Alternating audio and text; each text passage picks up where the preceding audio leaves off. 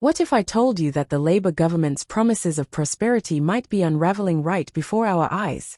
Just as Sir Keir Starmer was basking in the glow of media praise and announcing grand visions for Britain's future, a shockwave has just hit Westminster that could flip the entire script.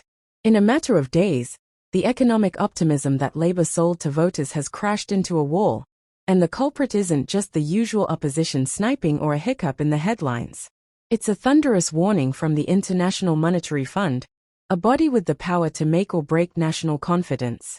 Before we dive deeper into this unfolding drama, where global politics, economic forecasts, and everyday British lives intertwine, make sure you smash that subscribe button and ring the bell, so you never miss the real stories shaking Britain's future.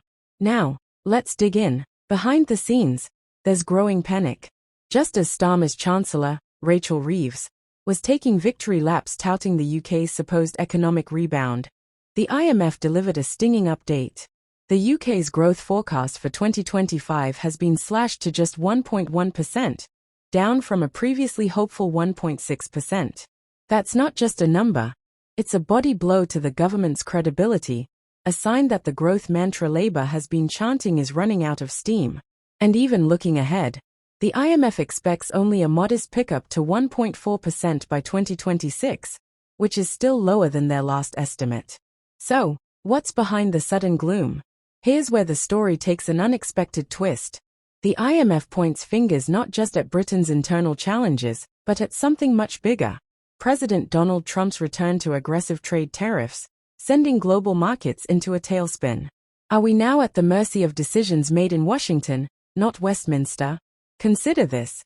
The IMF's chief economist says global tariff levels are at highs not seen in a century, ushering in what they boldly call unprecedented uncertainty.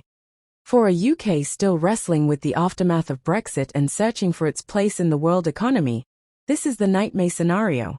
Have Starmer and Reeves underestimated just how vulnerable Britain is to external shocks?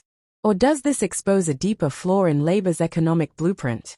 The government is scrambling for explanations, but the timing couldn't be worse. Just as Labour hoped to position itself as the new champion of economic competence after years of conservative turbulence, this downgrade threatens to erase their hard-won momentum. But here's another layer. Even as Reeves tries to spin the numbers, claiming the UK is leading the G7, let's be honest, being the fastest in a slow race doesn't mean you're winning. Inflation is also climbing, with the IMF now predicting a 3.1% rise this year, significantly above previous expectations. That means higher bills for everyone, from petrol to groceries to energy, while pay packets are stretched thinner and thinner. Does this sound like the change voters were promised? Or is the so-called economic miracle starting to look more like smoke and mirrors? The irony is hard to miss. Earlier this year, Starmer extended an olive branch to Trump, hoping to strike a post-Brexit trade deal. But now, Trump's very tariffs are hammering the UK economy, and the Labour leadership is left spinning. Are these the unpredictable aftershocks of global politics, or a miscalculation by Britain's new leaders? Meanwhile, the reality on the ground is biting. Millions of Britons face being dragged into higher tax bands, thanks to frozen thresholds, a phenomenon economists call fiscal drag. With household incomes barely nudging upward, isn't this just an invisible tax hike for working families?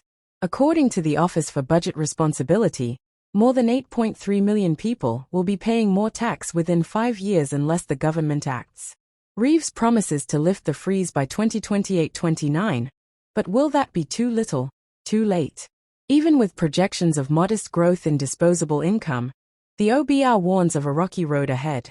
So, I have to ask, do you think Labour's plan is robust enough to weather these storms?